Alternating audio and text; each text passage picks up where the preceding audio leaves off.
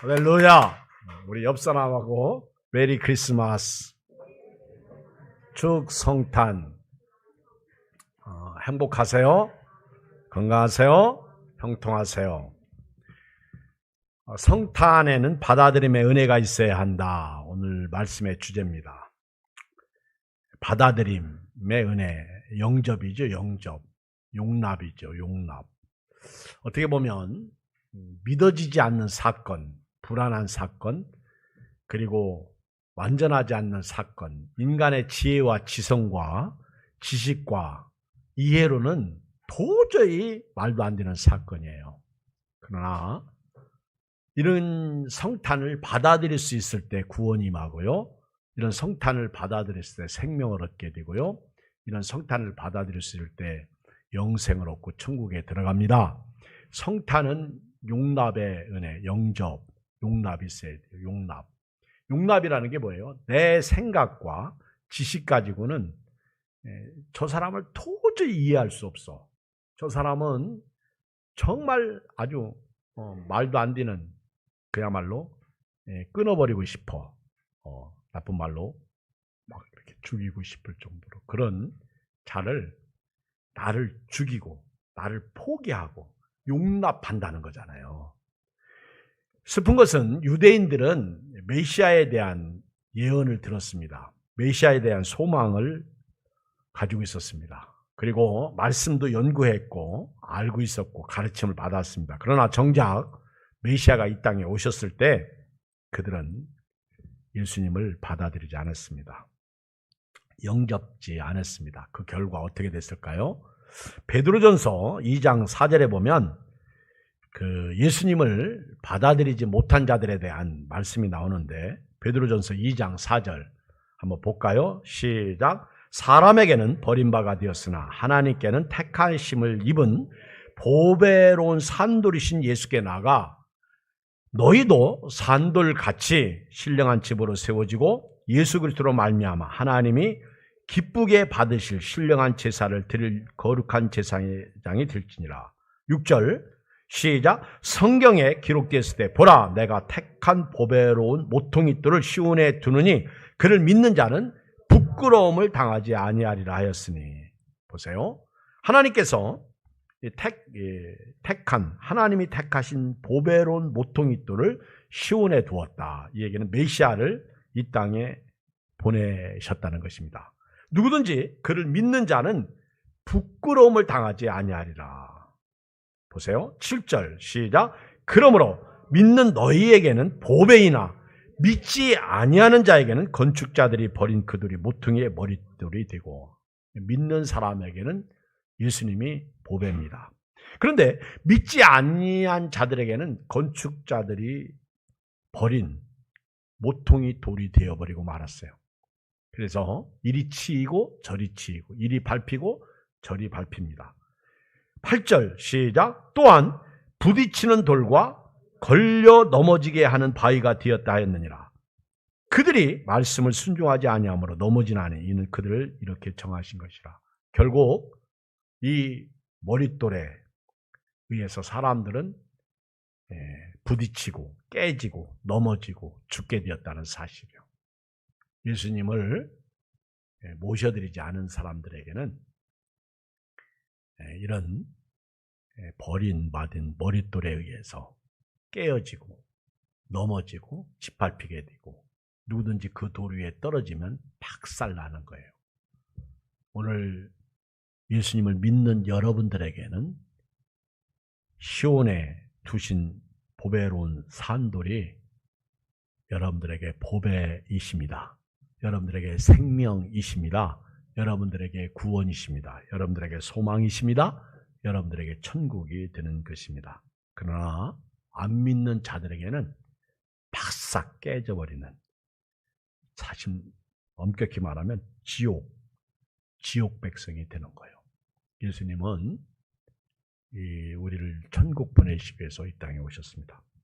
요한복음 1장 9절에 보면, 한번 볼까요? 요한복음 1장 9절 시작.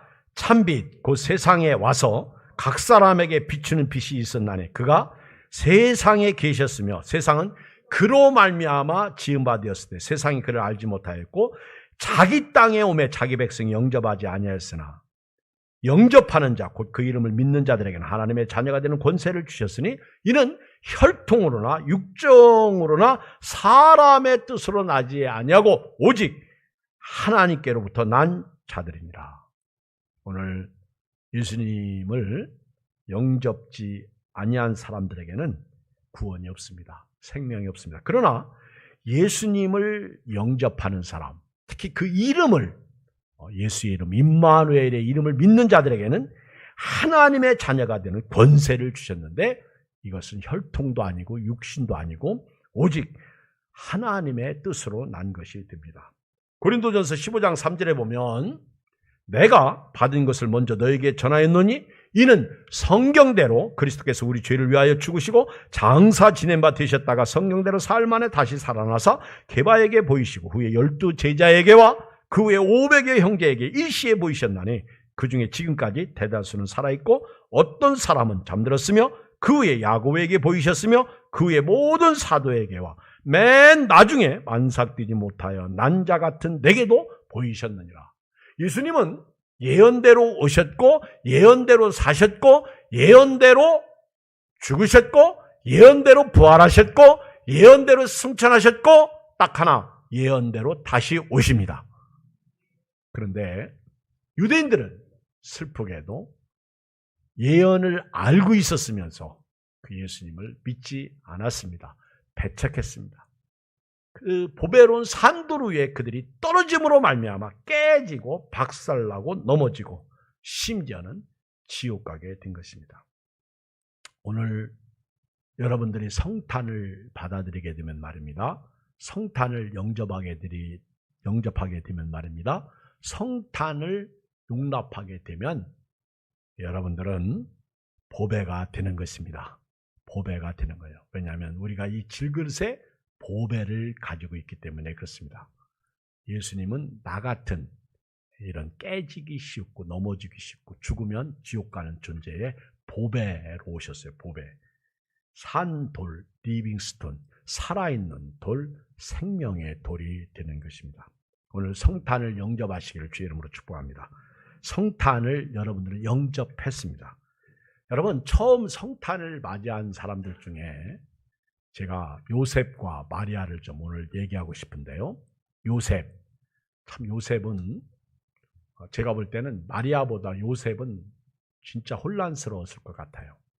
요셉은 정말 성탄이라는 것이 그에게는 모든 그동안의 소망을 깨버리는 슬픈 시간이었습니다.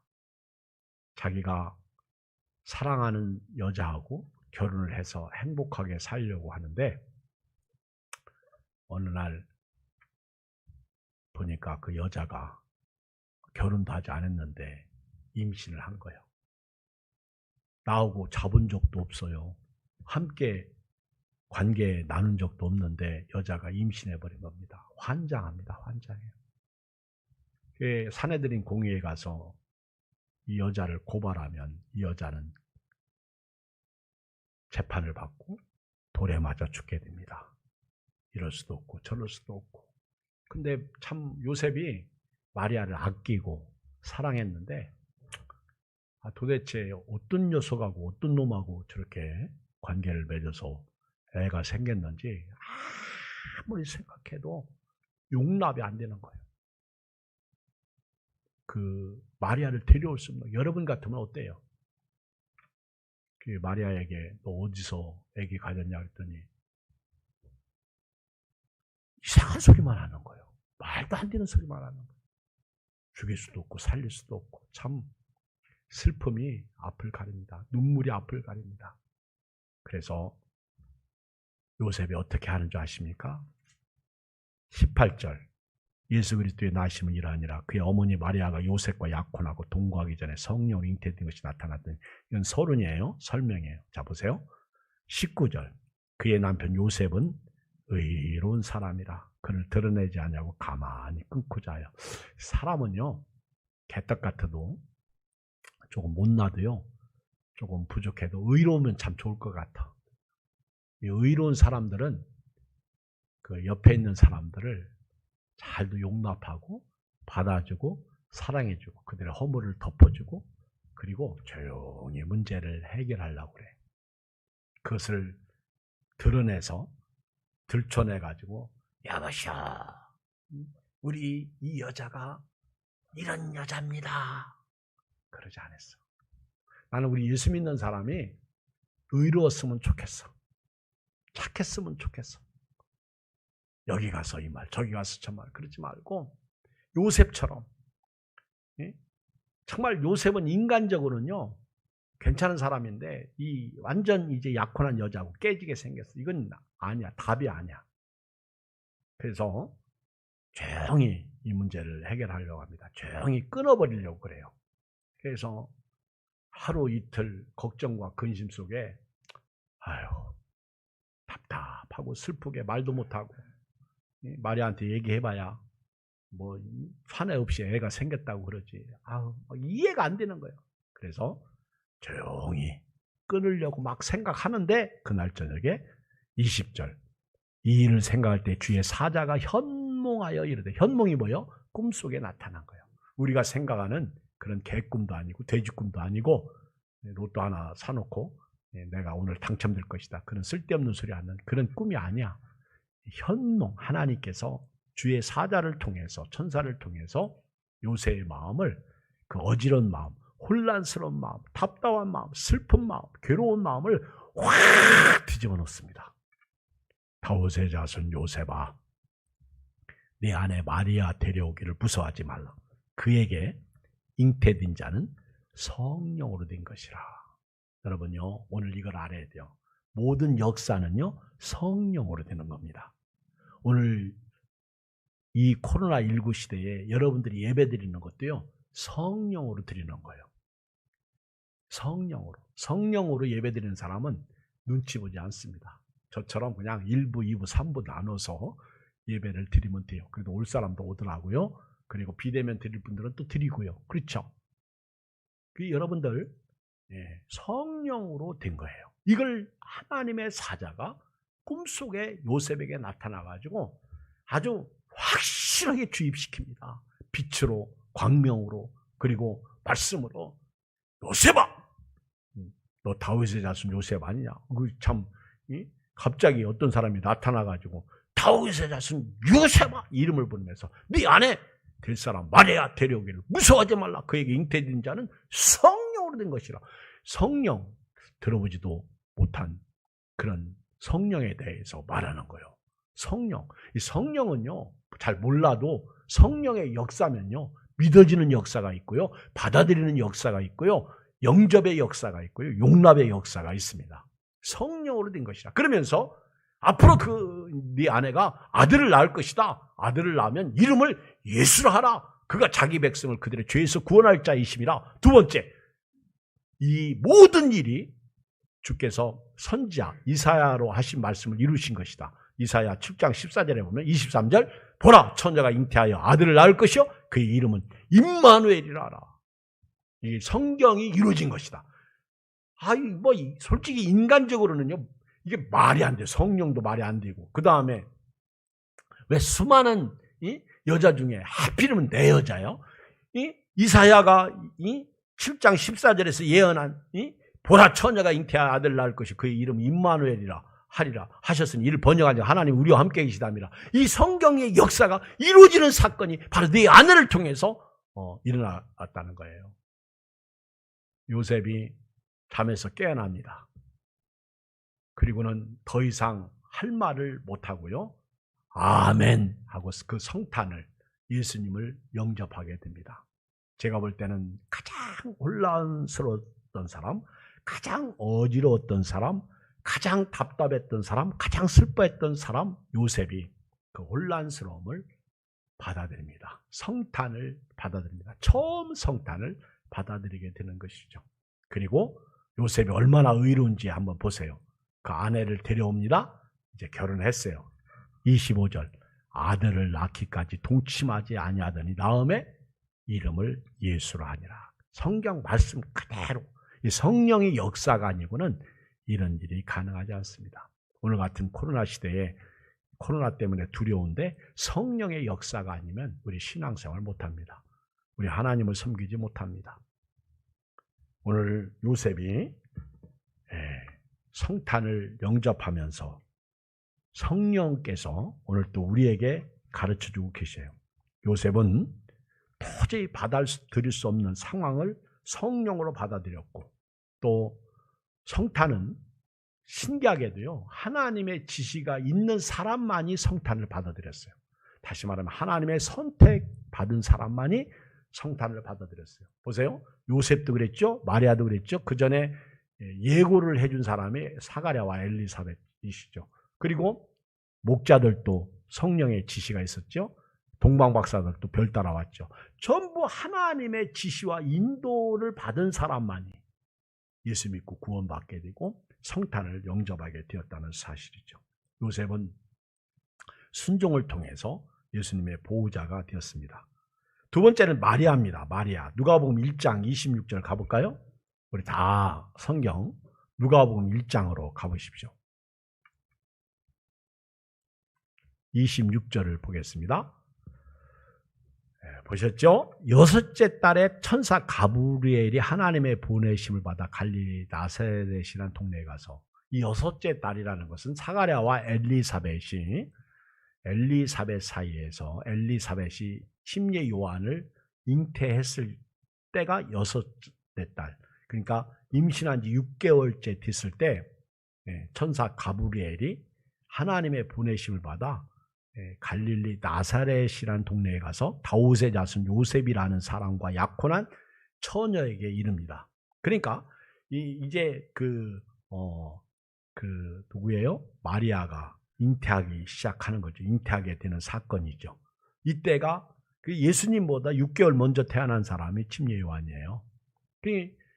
이제 침례 요한이 태중에 있을 때 6개월이 되었을 때 천사 가브리엘이 하나님의 보내심을 받아가지고 나사렛의 동네에 가서 다윗의 자손 요셉이라고 하는 사람과 약혼한 처녀. 여러분 반드시 성경을 보실 때 처녀라는 소리를 좀, 이 말씀을 주목하셨으면 좋겠어요. 처녀는 누구예요? 한 번도 성 경험이 없는 여자, 처녀예요. 그 처녀의 이름은 마리아라. 남자를 모르는 사람. 28절. 이 가브리엘이 이 여자를 방문해가지고 처음부터 헷갈리는 소리예요. 은혜를 받은 자의 평안할지어다. 주께서 너와 함께 하시도다. 생전 보지도 못하고 알지도 못하는 사람이 들어와가지고는 은혜를 받은 자요 그러는 거예요. 하나님이 너와 함께 하시도다. 이 여자도 황당합니다. 황당해. 언제 그랬어요? 요셉과 약혼해가지고 결혼을 앞두고 그런 거예요. 29절. 처녀가 그 말을 듣고 놀라 그 사람에게 이런 인사가 어찌입니까? 말도 안 되는 인사 왜 하십니까? 그 얘기요. 그때 30절 시작. 천사가 이르되 마리아여 무서워하지 말라. 네가 하나님께 이 은혜를 입었느니라. 여러분요, 성령으로 잉태했고요, 성령의 역사가 일어나기 전에 하나님의 은혜가 임했어요. 하나님이 이 땅을 물로 심판하려고 할 때 하나님이 노아에게 은혜를 베풀었어요. 노아에게 방주를 지라고 그랬어요. 그래서 은혜 받은 사람은 방주를 져야 돼요. 방주를 져야 됩니다. 그래야 내가 들어가는 거예요. 그 마리아가 이 수태 잉태하게 된 것이 하나님께 은혜를 받은 거예요. 은혜. 그래서 두 번씩이나 천사 가브리엘이 은혜를 받은 자요. 그리고 하나님께 은혜를 네가 입었다는 거예요. 그리고 네가 이제 잉태하여 수태의 아들을 낳을 것인데 그 이름을 예수라 하라. 예수라 하라.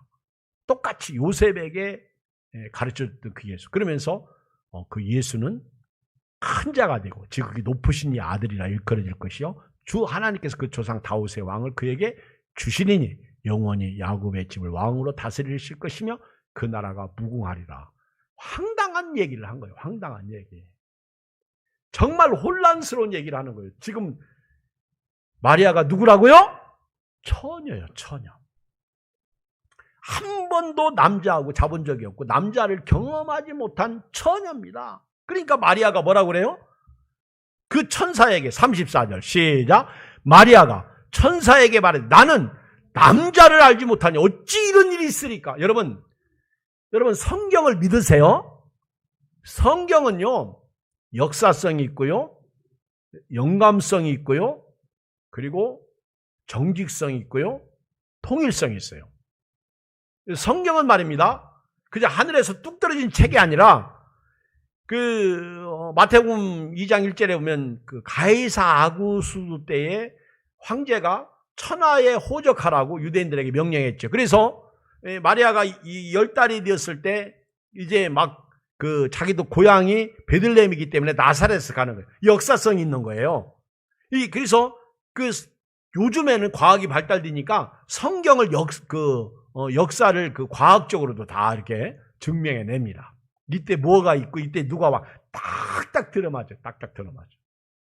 이 성경은 하늘에서 뚝 떨어진 책이 아니라 그 역사 속에서 일어난 사건. 그 다음에 성경은 통일성이 있어요. 구약과 신약, 모세하고 계시를 받아 요한계시록 쓴 요한하고 서로 짜지 않았어. 1600년 차이 나는 사람이 어떻게 짜요? 그러니까 하나님의 지시가 있었기 때문에 요한계시라고 통일성이 있어요. 그래서 저자 약 40여 명의 저자를 통해서 성경이 기록되게 된 것이죠. 그 다음에 성경의 영감성이 있어요. 하나님의 감동으로 성경이 기록되었어요. 또 하나 성경의 정직성이 있어요. 왜냐하면 성경에 이런 얘기가 있잖아요. 소돔과 고모라 땅을 벗어난 롯이 처가 죽었어요. 가다가 중간에 뒤돌아보다가 그냥 죽어버렸어. 뒤돌아보지 마세요. 영이 죽습니다. 그게 이제 롯이 죽고 나서 이 두 딸이 괜한 걱정을 하는 거예요. 우리 아버지가 혼자인데 자식도 끝나고 이건 이제는 후손도 없이 그러니까 두 딸이 사바사바 해가지고 아버지를 술 먹여서 노아도 술 때문에 좀 그랬고요. 이 롯도 술 때문에 술을 얼마나 많이 먹였든지 두 딸이 서로 교대로 동침해도 몰라. 성경은 이렇게 아주 자세하게 정직하게 기록하고 있다는 거예요. 성경은 정직성 있는 거예요. 정직성. 그래서 그때 두 딸이 자식을 낳아가지고 하나는 모압 족속, 하나는 암몬 족속이 되잖아요. 이렇게 성경은 정직하게. 오늘 마리아가 천사에게 말해 나는 처녀다. 남자를 알지 못한다. 이런 일이 어찌 있을 수 있느냐? 그럼 여러분들은 이 말씀을 듣고 성경을 그대로 뭐라고 해야 돼요? 아멘. 그래야 되는 거예요. 이게 받아들이며. 아니 마리아가 나는 남자를 모른다. 사내를 모른다. 그러면 성경에 그렇게 기록되어 있으니까. 아까 그랬잖아요. 그 처녀에게 들어가서 인사를 하잖아요. 처녀. 나는 남자를 모른다. 근데 자식을 낳을 것이다. 그러면서 뭐라고 그래요? 35절 시작. 천사가 대답하여 이르되 성령이 네게 임하시고. 성령입니다. 성령이 너에게 역사해서 잉태하게 할 것이다. 성령의 역사예요. 오늘 우리가 예수님을 영접하게 되는 모든 것이 성령의 역사예요. 그러면서 36절 네 친족 엘리사벳 가서 봐라. 늙었는데 애를 가지지 않았느냐. 이런 얘기죠. 그러면서 마리아에게 37절 대저 하나님의 모든 말씀은 능하지 못하심이 없느니라. 읽어요. 38절 시작. 마리아가 이르되 주의 여종이 오니 말씀대로 내게 이루어지이다 하며 천사가 떠나가. 상황 끝나는 거예요. 여러분 말씀을 믿으면 그 사람에게 더 이상 하나님이 잔소리를 안 넣는 거예요. 말씀을 믿으면 설교가 짧아지는 거예요. 믿음 생활이 말씀을 못 믿으면 자꾸 어머니 잔소리가 길어지는 것이죠. 마리아가 아멘 그렇게 영접하니까 천사가 떠납니다. 여러분 지금도요 성탄의 받아들임의 역사, 성탄의 영접의 역사, 성탄의 용납의 역사는 사실은 사람의 지혜나 지식이나 이성이나 어떤 사람의 논리적인 생각 가지고 되는 게 아닙니다. 이거는 하나님의 성령에 의해서 믿어지는 거예요.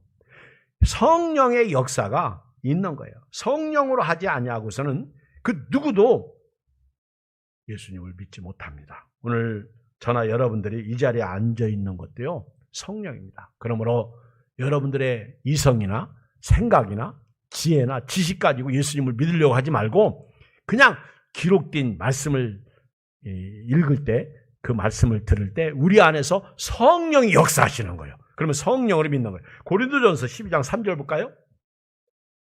고린도전서 12장 3절 읽어요. 시작. 그러므로 내가 너에게 알리노니 하나님의 영으로 말하는 자는 누구든지 예수를 저주할 자라 하지 아니하고 또 성령으로 아니하고는 누구든지 예수를 주시할 수 없느니라. 성령으로 하는 거예요. 오늘 여러분들이 예수님을 주여, 나의 구세주요, 다 성령으로 하는 거예요. 요한복음 3장 5절 보세요. 요한복음 3장 5절 시작. 예수께서 대답하시되 진실로 진실로 네게 이르노니 사람이 물과 성령으로 나지 아니하면 하나님의 나라에 들어갈 수 없다. 여러분 천국에 들어가요? 성령이에요. 성령의 역사예요. 성령은 우리로 하여금 믿게 합니다. 성령이 하시는 일이 예수님이 누군지 알려주는 일입니다. 성령의 역사가 있는 사람은 받아들임의 은혜가 있습니다. 마리아가 누가복음 1장 37절 대저 하나님의 모든 말씀은 능하지 못하심이 없느니라 할 때 38절에 마리아가 이르되 주의 여종이 오니 말씀대로 내게 이루어지이다 하며 천사가 떠나가니라. 이 모든 것이 성령의 역사들하는 거예요. 오늘 우리가 예수님을 믿게 된 것도 성령의 역사예요. 사도 바울이 갈라디아 교회에 편지할 때 갈라디아 교인들이 예수님을 믿었어요. 구원을 받았어요. 믿음으로 잘 살고 있는데 율법주의가 들어온 거예요. 그리고는 교회를 확 뒤집어 놓는 거예요. 쑤셔 놓는 거예요. 신천지가 교회 들어와가지고 교회를 이렇게 뒤집어 놓고니 휘젓듯이 이 율법주의자들이 들어와가지고는 뭐라고 말하냐면 할례를 받으라는 거예요. 아니 예수 믿고 구원받았는데 할례 받으라는 거예요. 말이 안 돼요? 말이 안 되는 거예요. 그래가지고 바울이 너무 답답해가지고 편지를 쓰기 시작해요. 갈라디아 교인들에게 뭐라고 쓰느냐면 이렇게 씁니다. 편지 쓸 때 갈라디아서 3장 2절 갈라디아서 3장 2절 내가 너에게서 다만 이것을 알려하노니 너희가 성령을 받은 것이 율법의 행위로냐 혹은 듣고 믿음으로냐. 갑자기 이렇게 쭉 쓰다가 그러니까 지금 구원은 할례 받아서 되는 게 아니에요. 믿음으로 되는 건데 이런 얘기를 하는 거예요. 여러분들이 성령 받은 것이 율법 지켰으냐? 할례 받았으냐? 아니면 듣고 믿었느냐? 그 얘기요. 듣고 믿었느냐?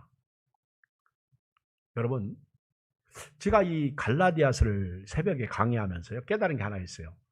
아, 하나님의 말씀을 듣고 믿을 때 성령의 역사가 있었구나. 그러니까 예수님을 구세주로 믿을 때 성령의 도우심이 있었다는 거예요. 그게 듣고 믿음으로냐 이런 얘기예요.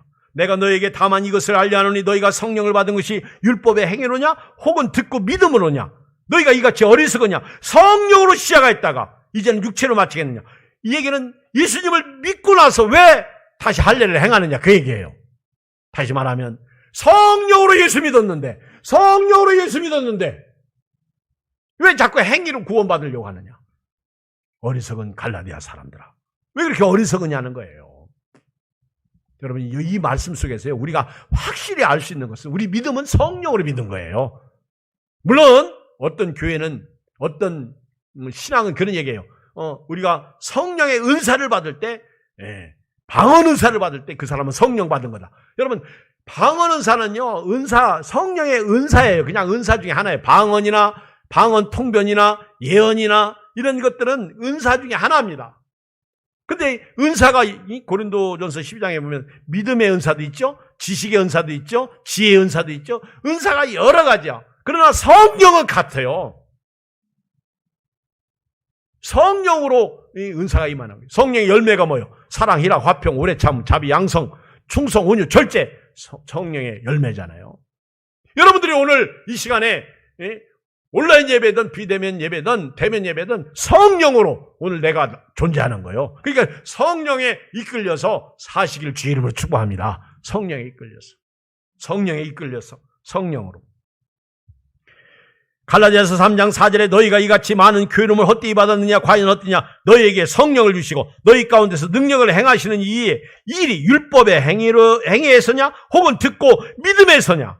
믿음이라는 거예요. 믿을 때 성령의 역사가 있었다는 거예요. 아브라함이 하나님을 믿음에 그것을 그에게 의로 정하셨다 함과 같으니라. 내가 날 볼 때는 개떡 같지만은 믿는 우리에게는요 하나님의 의가 임하는 거예요. 마치 이 문설주에 피만 있어도 그 집 사람이 삶이 어떻게 살았던 거 상관하지 않고 구원하셨던 것처럼 장자를 죽이지 않으셨던 것처럼 우리에게 피 때문에 예수님의 피 때문에 보혈을 지나 하나님 품으로 들어가게 되는 것입니다. 오늘 우리가 오늘 이 자리에 있는 거 예수 믿고 구원받은 거 다 성령의 역사다. 우리가 예수 믿고 구원받은 거 다 성령의 역사다. 시작. 우리가 예수 믿고 구원받은 거 다 성령의 역사다. 이 성령은 보여요? 안 보여요? 안 보여요. 성령의 역사는 지금도 우리 속에서 일어납니다. 예수님이 가시면서 우리에게 보내주신 분이 성령이잖아요. 보혜사, 성령. 성령에 이끌려서 여러분들이 믿음 생활을 해야 됩니다. 성령에 이끌리는 사람은 고집도 생각도 이 세상의 어떤 그런 것들 다 포기합니다. 오늘 같은 시대에 보세요. 지난 1년 우리 마음대로 된 게 뭐였어요? 하나도 없잖아요. 자, 오늘 결론적으로 말씀드리고 싶은 것은 이렇게 성령으로 예수 믿는 사람 보세요. 성령으로 요셉도 성령으로 마리아도요. 예수님에 대한 소식을 들어요. 그 첫째가 예수님이 누구예요? 구원자 예수였어요. 아들을 낳으린 이름을 예수라 하라. 구원자. 그러니까 오늘 저와 여러분들은 예수님을 믿을 때 그 예수님은 나를 죄와 사망에서 구원하신 예수님으로 믿어야 될 줄 믿습니다. 예수님. 두 번째는요. 그 예수님을 임마누엘로 믿어야 돼요. 임마누엘이 뭐예요? 보라 처녀가 잉태해 아들을 낳을 것이니 그 이름을 임마누엘이라 하라. 이미 이사야 선지자를 통해서 예언했던 그 말씀이잖아요. 그러니까 임마누엘, 말씀이 육신이 되어 우리 가운데 오신 거예요. 예언의 말씀, 천지를 창조하신 말씀, 그 말씀이 우리 가운데 오신 거예요. 여러분들이 말씀 생활을 기가 막히게 해야 됩니다. 말씀 생활을 잘해야 됩니다. 여러분 교회 오래 다니신 분들은요. 성령이 말씀을 주셔요. 오늘 같은 때 염려하지 마라. 다 성령이 주시는 말씀이죠. 한번 물어보세요. 기도해 보세요. 우리 구원이 얼마나 큰 줄 아십니까? 누가 그런 얘기 하잖아요. 카나다에 있는 나무를 다 잘라다 놓고 텍사스에 있는 기름을 다 텍사스에 기름이 많이 난다고 아세요? 그 다음에 알라스카에 있는 석탄을 다 갖다 모아놓고 부질렀어. 근데 지옥 있는 사람을 거기다 끌어다가 놓으니까 아이 추워 그러더래. 여러분요, 지옥은요 왜 무서운지 아십니까? 왜 지옥 가면 안 되는지 아십니까? 마가복음에서 예수님이 뭐라고 그랬어요? 불로써 소금치듯 하리라. 안 죽어. 차라리 죽으면 괜찮게? 사람들이 자살하면요 죽으면 끝이라고 생각하고 자살하는데 세상에 여러분 더 큰 고통이 기다리고 있다는 거 아십니까? 구더기가 눈으로 들어가고 코로 들어가고 입으로 들어가고 숨도 못 쉬고요. 그리고 살려달라고 해도요 죽어요. 아니 죽지가 않아. 아니 구더기도 안 죽네. 똥도 그냥 더러운 냄새가 있네. 지옥 가는 사람 앞에 그 마귀가 데리고 가서 지옥문을 열어주면서 어디로 갈래? 그러고 보니까 막 뜨거워 살려줘 하는 곳에 데려가니까 나 여기 싫다고. 그리고 여기저기 데리고 다니다가 마지막 똥구더기를 딱 데리고 갔어요. 그랬더니 거기에 어떤 사람이 목만 쌍하고 모가지만 내놓고 담배를 피우고 있어. 그러니까 나 여기다 집어 넣어달라고 그랬어요. 어차피 지옥이니까. 그랬더니 이 사람이 그 사람을 딱 쳐다보면서 1000년 만에 한 번 오는 휴식 시간 끝났냐고 속 들어가더래. 지옥 가면 안 됩니다. 천국 가야 됩니다. 예수님이 천국 보내려고 이 땅에 오신 거예요. 구원자로 오신 거예요. 예언된 말씀으로 오신 거예요. 누가 예언된 말씀으로 이 땅에 태어났어요? 순간적인 이삭이나 이 침례 요한 같은 사람은 순간적이죠. 그러나 예수님은 영원전부터 예언된 말씀이에요. 마지막 하나 임마누엘이에요. 예수님은요 임마누엘로 이 땅에 오신 거예요. 마태복음 28장 20절에서 예수님이 뭐라고 그랬어요? 내가 너에게 분부한 모든 것을 가르쳐 지켜야 하라. 볼지어다 내가 세상 끝날까지 너희와 항상 함께 있으리라. 할렐루야.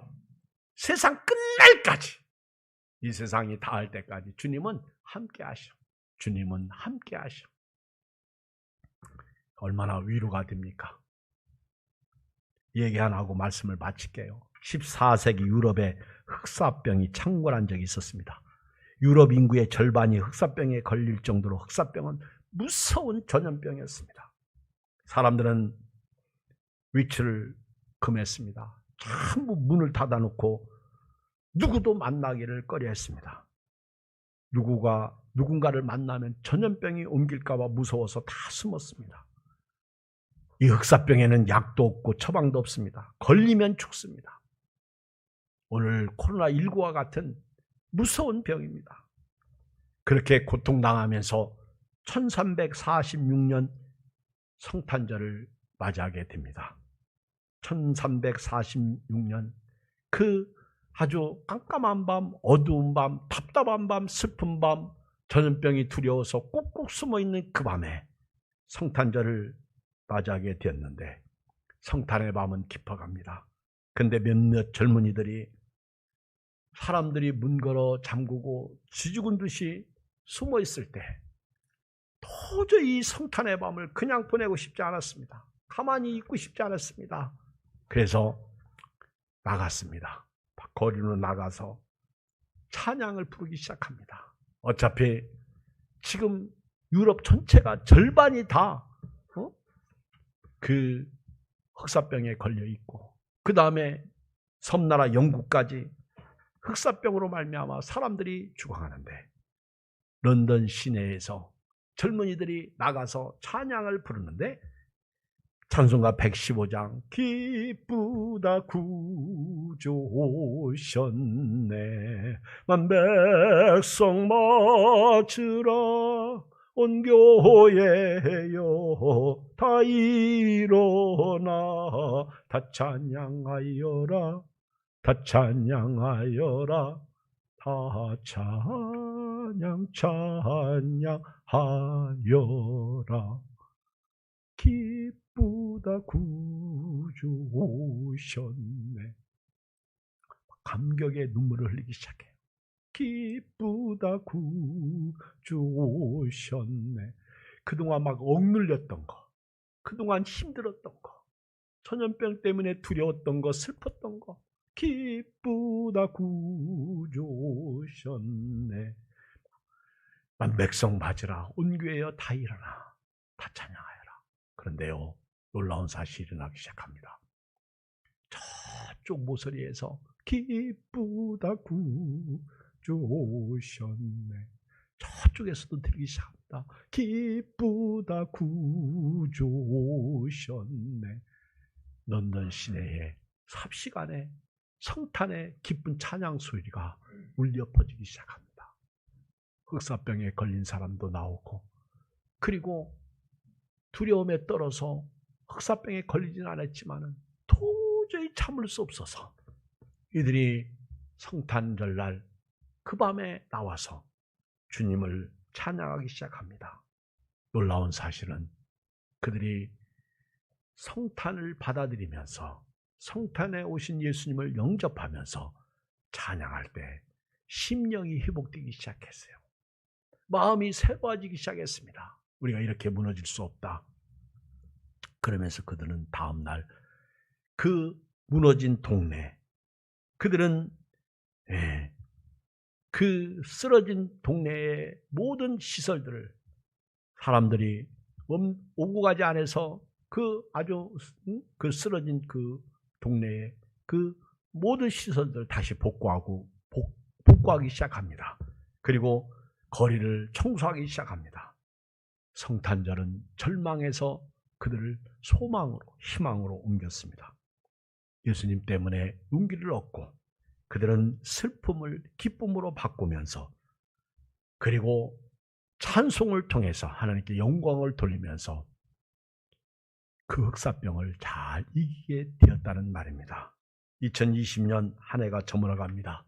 오늘 저도 여러분도 우리 시대에 한 번도 경험하지 못했던 코로나라는 전염병 앞에 고통을 당하고 있습니다. 사랑하는 예양의 성도 여러분, 오늘 이 코로나 앞에서 우리는 언제까지 움츠려 있을 수 없습니다. 이제는 성령으로 우리는 드러내놓고, 비록 세상은 교회를 향해서 손가락질하고 욕을 할지라도 우리는 성령의 사람으로, 성령으로 예수 믿고 구원받은 사람으로 오늘 또 승리하실 주 이름으로 축복합니다. 우리 함께 기도합니다. 오늘 말씀 붙잡고 이 온누리의 이 성령의 이 성령으로 이 성탄을 영접하고 받아들이는 이 성탄을 모든 사람들이, 온누리 사람들이 영접할 수 있도록 기도합니다. 살아계신 아버지 하나님, 은혜와 찬송과 영광과 존귀를 드립니다. 주여, 성탄을 우리에게 주심을 감사합니다. 예수님이 이 땅에 오신 것은 믿으라고 오셨습니다. 영접하라고 오셨습니다. 그러나 사람들은 자기 논리, 자기 지식, 자기 이성, 자기 지혜, 자기 지식 가지고 안 믿어지는 걸 어떻게 믿느냐. 그리고 예수님을 거절합니다. 얼마나 많은 사람들이 예수님을 믿지 않고 거절했기 때문에 예수님이 저 들에 구유에 탄생하셔서 하나님 구유에 이으시게 되는 슬픈 현실이 오늘 또 코로나19로 말미암아 우리에게 나타나고 있습니다. 이런 때 하나님, 우리 한국교회가 다시 회복되어지고, 이런 때 슬픔이 기쁨으로 바뀌고, 하나님 성령으로 우리를 위로해 주셔서 성탄을 우리가 영접하고 찬양하는 은혜만 있게 해 주시옵소서. 모든 영광 주기를 드렸고, 함께한 모든 식구들을 축복하고, 가정에서나 또 직장에서나 혹은 이렇게 어디에 있든지 교회에서 예배드리는 우리 모든 식구들에게 대한민국과 한국교회 위에 한없는 하나님의 은혜를 주셔서 코로나19가 하나님 수그러들고 코로나19가 이 지상에서 없어지는 역사가 일어나게 하여 주시옵소서. 예수님의 이름으로 축복하고 기도합니다.